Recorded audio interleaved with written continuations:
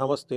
మనం July month రాశి ఫలాల గురించి చెప్పుకుందాం. ఇందులో భాగంగా మీనరాశి వారికి ఎలా ఉందో మనం చూద్దాం. మీనరాశి గనుక మనం చూసుకుంటే, ఈళ్ళు ఏలినాటి శని గురించి ఎక్కువగా బాధపడుతున్నారు. నాకు ఎక్కువగా కాల్సు రేవతి నక్షత్రం వాళ్ళు, ఉత్తరాభాద్ర అండ్ పూర్వభాద్ర నక్షత్రం వాళ్ళు కూడా చాలామంది ఫోన్లు చేస్తూ ఉన్నారు.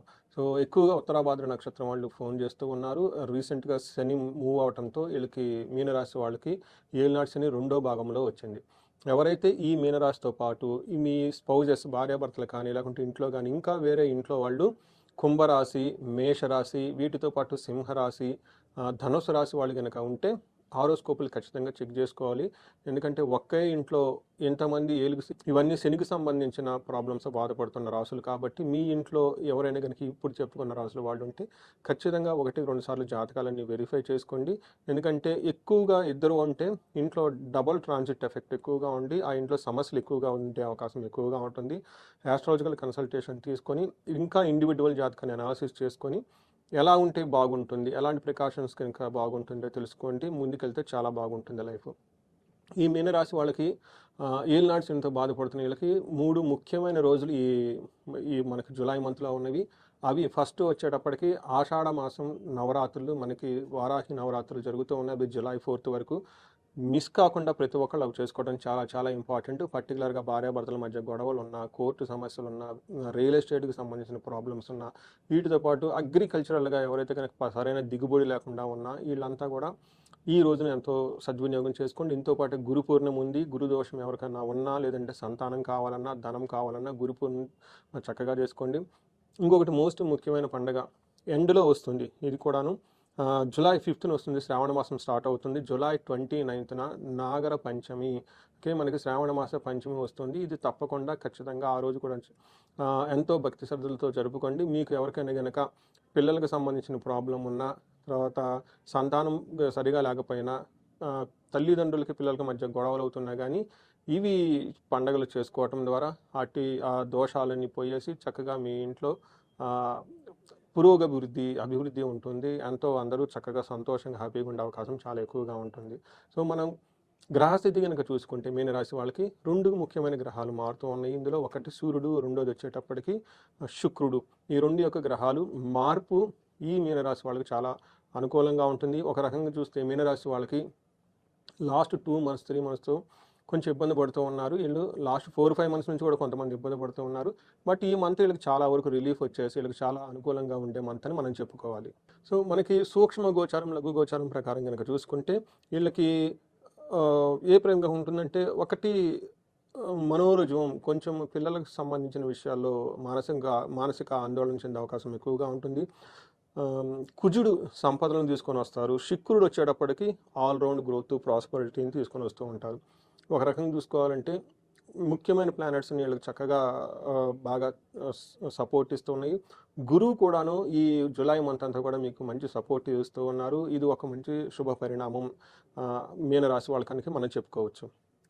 మనం గ్రహం వైజ్ కనుక చూసుకుంటే సూర్యుడు వీళ్ళకి జులై 14th తర్వాత వీళ్ళకి 5వ ఇంట్లో మూవ్ అవటంతో ఇది మిక్స్డ్ రిజల్ట్ ఇస్తారు అని చెప్తారు. అంటే కొన్ని విషయాలు ఛాలెంజింగ్గా, కొన్ని విషయాలు ఆపర్చునిటీస్ని వీళ్ళు తీసుకొని వస్తూ ఉంటారు.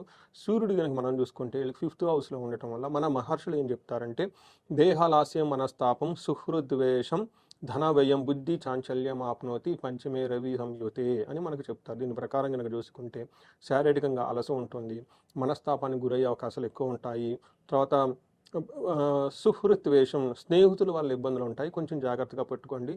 తర్వాత వీళ్ళకి విపరీతంగా ధనం కూడా ఖర్చు అయ్యే అవకాశం ఎక్కువగా ఉంటుంది. అంతేకాకుండా బుద్ధి చాంచల్యం ఆప్నోతి అని చెప్తారు. ఈ టైంలో వీళ్ళు సరైన డెసిషన్ తీసుకోలేక కొంచెం మానసికంగా అలజడికి గురయ్యి ఇబ్బందులు పడే అవకాశం ఎక్కువగా ఉంటుంది. హెల్త్ విషయంలో కూడా కొంచెం జాగ్రత్తగా ఉండటం వీళ్ళంతైనా అవసరం. కుజుడు 6వ ఇంట్లో ఉండటం వల్ల ఈ రాశి వాళ్ళకి మీనరాశి వాళ్ళకి చాలా మంచి జరుగుతుందని మనం చెప్పుకోవచ్చు. 6వ ఇంట్లో కుజుడు ఉండటం వల్ల కొంచెం ఛాలెంజెస్ కూడా ఉంటాయి. ఫస్ట్ వీళ్ళకి ప్రతికూలమైన పరిస్థితులు కనుక మనం చూసుకుంటే వీళ్ళకి వస్త్రలాభో ధాన్యలాభో ధనలాభో యథాశక్తి మనల్లాసో ధర్మసిద్ధి షష్టమస్తే కుజే భవేత్ అని చెప్తారు. అంటే సూక్ష్మంగా కనుక చెప్పగాలంటే వీళ్ళకి అన్ని విధంగా లాభప్రదంగా ఉంటుంది. అది ధనం ప్రకారం కానీ, ధాన్యం ప్రకారంగా కానివ్వండి, కీర్తి ప్రదేశాల ప్రకారంగా కానీ అంతేకాకుండా మనోల్లాసో ధర్మసిద్ధి, మనసంతా చాలా ఆహ్లాదకరంగా ఉండి మంచి పనులు కనుక చేస్తూ ఉంటే ఆ పనులన్నీ సిద్ధించి చక్కగా మంచి జరిగే అవకాశం ఎక్కువగా ఉంటుంది. అదేవిధంగా కుజుడు మంచితో పాటు కొన్ని ఛాలెంజెస్ కూడా తీసుకొని వస్తున్నారు. అవి సపరేషన్, భార్యాభర్తల మధ్య ఏమైనా కనుక గొడవలు వచ్చే అవకాశం ఎక్కువగా ఉంటుంది. అవమానం జరిగే అవకాశాలు కూడా ఎక్కువగా ఉంటుంది. సో మూడో గ్రహం చాలా బాగా సపోర్ట్ ఇచ్చే గ్రహం మీనరాశి వాళ్ళకి ఏమిటంటే శుక్రుడు అని చెప్పవచ్చు. శుక్రుడు కనుక మనం చూసుకుంటే వీళ్ళకి మూడో ఇంట్లో ఏంటి 9వ ఇంట్లో చూడటం వల్ల శుక్రుని దృష్టి మంచిది. శుక్రుడు తను ఉన్న మూడో స్థానం కూడా మంచిది అని మనం చెప్పుకోవచ్చు. ఇందులో మూడో స్థానంలో కనుక చూసుకుంటే వ్యాపారంలో అంత సరిగా అంటే మిక్స్డ్గా ఉండే అవకాశం ఎక్కువగా ఉంటుంది ధనం విషయంలో. కానీ బిజినెస్ ఓవరాల్గా గ్రోత్ అయితే చాలా బాగుంటుంది. ఇంతే కాకుండా గౌరవం, మీ మాటలకి చాలా గౌరవప్రదమైన వాల్యూ ఉంటుంది. మీరు ఏదైనా కనుక మాట చెప్తే అవి అన్నీ చలామణి అవుతాయి. మీరు చెప్పే మాటలు పలుకుబడి విపరీతంగా పెరుగుతుంటుంది.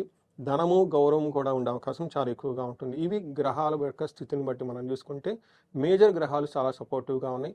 గురువు కూడాను మీకు 4వ ఇంట్లో ఉన్న 4వ ఇంట్లో గురువు జనరల్గా మంచిది కాదు అంటారు. కానీ జులై మంత్ గురువు మీకు విపరీతంగా యోగ్యతను ఇవ్వటం వల్ల ధనం వచ్చే అవకాశం, పుత్రుల ద్వారా సంతానం, అంతేకాకుండా మీకు ఒక మంచి అడ్వైజర్స్ వచ్చే అవకాశం కూడా ఎక్కువగా ఉంటుంది. అప్పటిదాకా మీరు ఏదైనా విషయంలో ఎలా వెళ్తే బాగుంటుంది అని క్లారిటీ కనుక లేకుండా ఉంటే ఇప్పుడు గురువు సపోర్ట్ చేయడంతో మీకు మంచి క్లారిటీ వస్తుంది. మంచి కీర్తి ప్రతిష్టలు కూడా మీకు వస్తాయని మనం చెప్పుకోవచ్చు. సో ఈ ప్రకారంగా గ్రహాలు వైజ్ కనుక చూసుకుంటే మెజారిటీ గ్రహాలు అనుకూలంగా ఉండటంతో చాలా చక్కగా ఉండే అవకాశం ఎక్కువగా ఉంది. ఇప్పుడు మనం ఒక్కొక్క నక్షత్రం ప్రకారం కనుక చూసుకుంటే మీనరాశిలో పూర్వభాద్ర, ఉత్తరాభాద్ర, రేవతి నక్షత్రాలు 3 ఉంటాయి. పూర్వభాద్ర నక్షత్రం వాళ్ళకి చూసుకుంటే వీళ్ళకి ధనప్రాప్తి, ధనలాభము ఎక్కువగా ఉన్నాయి. నెగిటివ్ సైడ్లో కనుక చూసుకుంటే ధనహీనత, భయము 2 కనిపిస్తూ ఉంటుంది. వీటితో పాటు బంధనము, బంధించబడినట్లు ఉండే సిచ్యువేషన్స్ ఎక్కువగా ఉంటుంది. ఇక్కడ బంధనము అంటే మనం ఎలా వెళ్ళాలి, ఫ్యూచర్ ఎలా ఉండబోతుంది, లేదంటే మీకు ఒక మంచి టాస్క్ అచీవ్ చేయాల్సి ఉంటుంది, దాన్ని చేస్తే వాళ్ళ రిజల్ట్ ఎలా ఉంటుంది, ఒక సందిగ్ధకు గురయ్యే అవకాశం ఎక్కువగా ఉంటుంది, లేదంటే ఒక స్టాగ్నేటెడ్గా ఫీల్ అయ్యే అవకాశం ఎక్కువగా ఉంటుంది. ఇలాంటి సందర్భంలో మీకు తెలిసిన ఒక మంచి ఎక్స్పర్ట్స్ని కానివ్వండి, ఆస్ట్రాలజర్ కానీ కనుక కలిస్తే వాళ్ళు మంచి డైరెక్షన్ ఇచ్చే అవకాశం మీకు ఎక్కువగా ఉంటుంది. ఉత్తరాభాద్ర నక్షత్రం వాళ్ళకి వీళ్ళకి ధనప్రాప్తి ఉంటుంది, జయప్రదంగా ఉంటారు, ధనలాభము విశేషంగా ఉంటుంది. ఛాలెంజెస్ వీళ్ళకి ధనహీనత, బంధనము, భయము కనిపిస్తూ ఉన్నాయి. నెక్స్ట్ రేవతి నక్షత్రం వాళ్ళకి కనుక చూసుకుంటే వీళ్ళకి జయప్రదంగా ఉంటారు, ధనప్రాప్తి ఉంటుంది, ధనలాభము ఉంటుంది. ఛాలెంజెస్ కనుక చూస్తే విపరీతంగా ధనం ఖర్చు అయ్యే అవకాశం ఎక్కువగా ఉంటుంది. బంధనము, బంధించబడినట్లు ఉండే సిచ్యువేషన్ కూడా చాలా ఎక్కువగా ఉంటుంది. ఇవి కాకుండా లత్తా అనే ఒక కాన్సెప్ట్ ద్వారా ఉత్తరాభాద్ర నక్షత్రం వాళ్ళకి స్త్రీ నాశనం, రేవతి నక్షత్రం వాళ్ళకి కూడా స్త్రీ నాశనం జరిగే అవకాశం ఎక్కువగా ఉంటుంది. అంటే మీకు తెలిసిన వాళ్ళు ఇంట్లో కానివ్వండి, బయట కానివ్వండి, స్త్రీలకి కొంచెం హెల్త్ కాంప్లికేషన్స్ వచ్చే అవకాశం ఎక్కువగా ఉంటుంది. ఇన్ కేసు స్త్రీలు కనుక ఈ నక్షత్రాల్లో ఉంటే వాళ్ళకి సంబంధించిన ఇంట్లో కానివ్వండి, బయట కానివ్వండి, జెంట్స్ ఎవరిని ఉంటే వాళ్ళకి హెల్త్ కానీ లేదంటే వాళ్ళకి ఏదైనా ప్రాబ్లం కనుక ఫేస్ చేసి తద్వారా మీరు కూడాను వాళ్ళకి సిమ్టమేటిక్గా రెస్పాండ్ అయ్యి మీరు కూడా ఇబ్బందులు పడే అవకాశం ఎక్కువగా ఉంటుంది. ఇది గమనించుకోవాలని చెప్పేసి కోరుకుంటూ ఉన్నాను. ఈ రాశి వాళ్ళు కనుక చూసుకుంటే ధనహీనతతో బాధపడుతూ ఉన్నారు కాబట్టి కుబేరు పాశుపత అభిషేకం లేదంటే మహాలక్ష్మి విశేష హోమం చేయించుకున్న చాలా బాగుంటుంది. వీళ్ళకి బంధించబడినట్లుండే సిచ్యువేషన్స్ ఎక్కువగా ఉంది కాబట్టి సుదర్శన మహా హోమాన్ని చేయించుకున్న, విష్ణుమూర్తికి సంబంధించిన ఆలయాలు సంపాదించుకున్న చాలా బాగుంటుంది. సో ఇంకా ఏమైనా కనుక మీకు ఇండివిజువల్ హారోస్కోప్ చెక్ చేయించుకోవాలన్నా, స్పెసిఫిక్ ప్రాబ్లమ్స్ ఉన్నా కానీ ఈ స్క్రీన్ మీద కనిపిస్తున్న నెంబర్ ద్వారా మీరు నన్ను సంప్రదించవచ్చు.